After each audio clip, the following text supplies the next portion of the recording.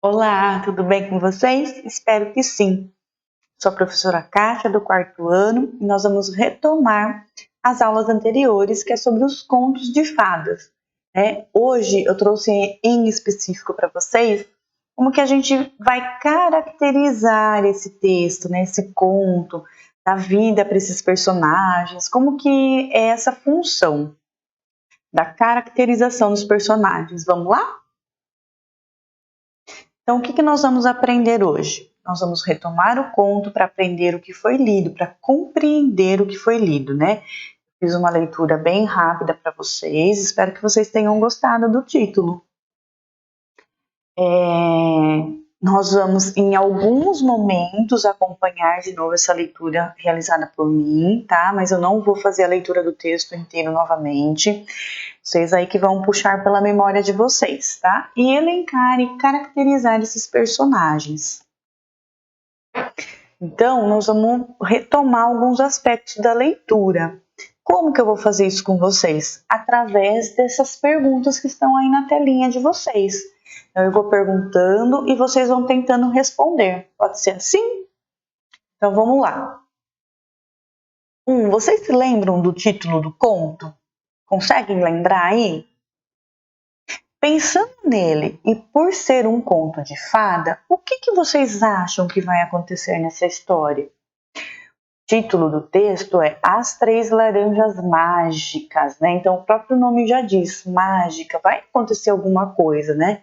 E assim, laranja não é uma coisa muito comum, né? Então vamos pensar um pouquinho mais sobre isso. Será que o príncipe vai encontrar a sua princesa? Porque lá no texto a primeira parte, né, fala que ele não simpatizou com nenhuma das princesas que a ele foi apresentada. Então ele está em busca de uma princesa. E aí, será que ele vai encontrar a princesa? O que será que vai acontecer com essas laranjas? Por que será que elas estão nesse conto? Será que vai acontecer a mesma coisa ou será que vai acontecer coisas diferentes? Quando a gente vai buscando essas perguntas, fazendo essas perguntas, vocês vão automaticamente, vocês vão fazendo referência com o texto com o que foi lido, né? E aí a gente vai criando essa trama na nossa cabeça e vai compreendendo melhor o que foi lido para todo mundo, né? E depois que ele cortou a terceira laranja, o que será que vai acontecer? Será que nós, espectadores, a gente espera que aconteça a mesma coisa? Ele cortou a primeira laranja, saiu uma moça. Cortou a segunda laranja, saiu outra moça. E na terceira, a gente espera que aconteça a mesma coisa ou coisa diferente? A gente espera que aconteça a mesma coisa, né? Depois, ele descobre, né, a terceira moça, eles se casam e vão para o trono. Ah, a história acabou, linda, maravilhosa, não vai acontecer mais nada.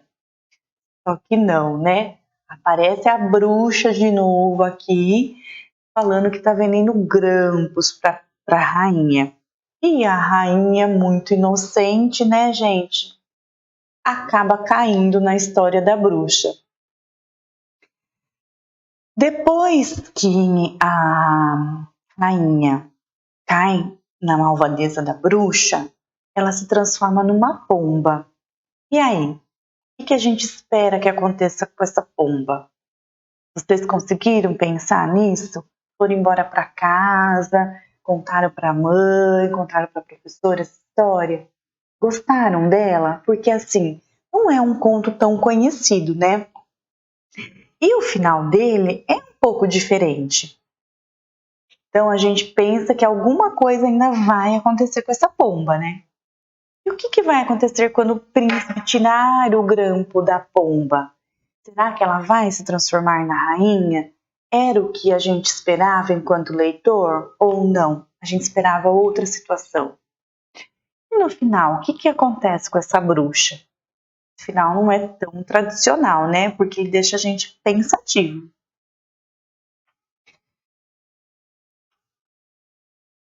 Depois que a gente pensou nessas perguntas para compreender o texto, ao invés da gente ficar lá escrevendo perguntinha por perguntinha, a gente faz esse bate-bola, né, de perguntas e respostas, onde todas as crianças acabam participando. É muito mais gostoso, né? Eu gosto assim, chama leitura compartilhada. Gosto bastante. E aí, depois que a gente pensou nessas perguntas, a gente percebe que o autor ele destaca algumas situações que são importantíssimas para o desfecho desse conto. E aí, pensando nisso, a gente vai responder essas perguntinhas também. Quais são os personagens principais desse conto? Esse conto, ele não tem só um personagem principal, né? Primeiro, a gente tem o príncipe que está insatisfeito com as princesas, depois a gente tem a princesa, a gente tem o rei que fala para o príncipe que se ele quiser uma princesa, ele vai ter que sair procurando. Então, esses personagens, eles são os principais, porque tudo acontece por conta deles. Senão, não haveria história, não é isso? O que levou o príncipe a sair desse castelo? Teve uma motivação, não é isso? Porque se o príncipe tivesse ficado contente com as princesas que tinham sido apresentadas para ele, ele não ia sair do castelo. E aí ele não ia encontrar as laranjas, não ia encontrar a princesa, não é? Não ia dar continuidade ao conto. E aí o príncipe, o que ele encontrou na floresta? Ele encontrou um pé de laranja. Mas esse pé de laranja era comum? Ele poderia ter tido outras atitudes, não é? Mas não, ele colheu as 3 laranjas de ouro e guardou com ele. Ele só usou as laranjas na hora que ele precisou usar, ou seja, ou na hora que ele estava com sede, ou na hora que ele estava com fome, ele só usou porque precisava. Quem era a vendedora, né? A vendedora de grampos? O que realmente ela queria? Sem essas perguntas, a gente não consegue compreender o texto, né? São perguntas que fazem com que a gente perceba qual é a real intenção do autor. Espero que vocês tenham conseguido descobrir junto comigo. Então, de posse dessas informações, é possível caracterizar os personagens do conto de hoje. Mas você sabe o que realmente é caracterizar e qual que é a sua função? Bom, o próprio nome já diz, né? Caracterização se refere ao processo de introduzir, descrever, revelar um personagem. Então, aos poucos, quando a gente fala em bruxa, por exemplo, a gente já pensa na maldade, a gente já pensa que ela vai fazer uma magia para atrapalhar a felicidade de alguém. Então, a gente já vai formando essa imagem, né? Caracterizando essa personagem na nossa cabeça. Às vezes, a bruxa, ela tem a aparência mais rude, assim, aquele cabelo mal cuidado, né? Aquele nariz feio. A gente imagina esse tipo de bruxa, né? Quando a gente fala bruxa, a gente não pensa em uma bruxa bonita. Então, essas fazem... quando a gente fala de descrever, a gente pensa nessas questões, em caracterizar, dar forma, né? Então, a gente pode pensar também na questão da etnia, onde esse personagem vive, né? O que faz parte desse local? Qual é a idade, o porte físico, a altura, como ele se veste, como fala, como pensa, como age. Mas, sem dúvida nenhuma, o caráter mais importante da caracterização é revelar a personalidade e o psicológico desse personagem. Ou seja, se a gente tem uma trama envolvente, a gente tem que colocar o mocinho, né, e o vilão da história. No nosso caso, os contos, o grande vilão sempre é uma bruxa, uma pessoa má, né? Aqui será fundamental identificar as características dos personagens, pensando nas suas funções para o sentido dessa narrativa, diferenciando de acordo com o papel que ele ocupa dentro do conto. Então, para pensar na caracterização, a gente tem que pensar em cada personagem, qual é a função que cada personagem vai realizar dentro desse conto. Então, para ajudar vocês a fazer isso, eu trouxe uma tabela para a gente ir completando junto, bom? Então, qual que é o título desse conto? O título chama As Três Laranjas Mágicas. E aí, dentro de qualquer trama, existe o conflito. O que é o conflito? É um problema gerador. No caso das Três Laranjas Mágicas, a gente teve alguns conflitos, não foi um só não. Vamos lá? O primeiro conflito gerador foi o pai do príncipe falar que ele precisava se casar. E aí o príncipe precisou tomar uma decisão. A priori, qual foi a primeira decisão que ele tomou? Sair do castelo, porque ele não gostou de nenhuma princesa. Então ele sai à procura dessa princesa. Aí a segunda foi o fato dele não simpatizar com essas princesas. Então ele precisa procurar outra princesa. O terceiro, quando ele encontra as princesas, ele tem uma outra motivação ali, um conflito a ser resolvido, porque elas pedem de beber água, mas ele tem laranja, então ele oferece a laranja, mas isso não é o suficiente. Então ele também precisa resolver esse problema. E aí, depois que ele resolve o conflito das laranjas, ele tem que descobrir que a princesa é que é a pomba. Então, tem um outro conflito aí para ele resolver. Então, quem são os personagens desse conto? O velho rei, o príncipe, a princesa e a bruxa. Aonde que acontece esse conto? Qual que é o local principal? O cenário é a floresta e o castelo, Para resolver esse conflito, lembra aqui do conflito, que tem esses 4 conflitos para o príncipe resolver? Como que ele resolve tudo isso? Bom, o conflito do velho rei era casar o filho.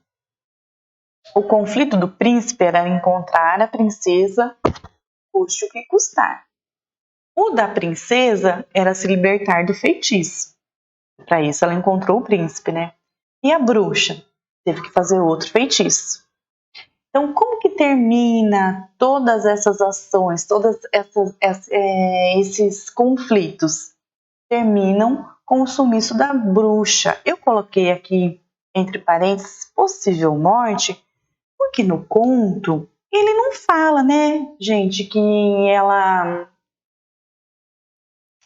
tá morta. Ela diz assim, ao descobrir que tudo aquilo fora obra da bruxa, o monarca mandou que os seus homens a prendessem. Mas, chegando à cabana da megera, o guarda real só encontrou cinzas e um rolo de fumaça escura que parecia uma forma humana. Mas ele não deixa claro se era a bruxa que tinha morrido. Então, todas essas questões a gente precisa ficar pensando, Então, vocês, depois de pensarem sobre compreender melhor o texto, como caracteriza, são construções que a gente vai fazendo. Vocês aprenderam os elementos para compreender um texto e a caracterizar esses personagens. Vamos retomar o que a gente fez lá desde a primeira aula? A nossa primeira aula foi o levantamento prévio do aluno sobre o assunto. Então, o que eu trouxe para vocês? O que era um conto, quem são os escritores desse conto, como eles fazem para resolver uma trama, escrever uma trama, Depois eu fiz a leitura para vocês e aí, junto com essa leitura, as antecipações e as retificações das expectativas criadas em cima dessa leitura realizada, o esclarecimento de palavras desconhecidas a partir de inferência ou consulta ao dicionário. Eu não fiz aqui com vocês, mas a professora de vocês provavelmente faz isso, na sala. Quando vocês perguntam, pro, eu não sei aquela palavra, qual o sinônimo que eu posso estar usando, qual que é o sentido dela dentro do texto. Então, isso é feito logo após a leitura ter sido realizada. Aí não foi o suficiente, a gente busca informações complementares. Construir a representação global. O que é essa construção da representação? Ou seja, depois que eu fiz aquelas perguntas, depois que a gente retomou o texto, o que ficou de verdade de compreensão para o aluno? Isso que é muito importante, quando vocês compreendem o que foi lido para vocês, né? Com as palavras de vocês. Existe também a questão da troca a respeito das impressões do texto lido, a discussão que é feita na sala de aula. E depois, para finalizar, a gente verifica se foi possível articular as informações do conhecimento prévio do aluno com o texto apresentado, ou seja, o que vocês pensaram aqui no começo, essas antecipações. Por exemplo, o texto As Três Laranjas Mágicas, elas já remete a uma magia e que ela faria parte desse contexto que ia dar sentido a toda essa narrativa. Eu acredito que vocês tenham pensado nisso. Quando a gente chega no final do texto, é realmente isso que acontece? Então, se foi isso que vocês pensaram, vocês conseguiram compreender o texto.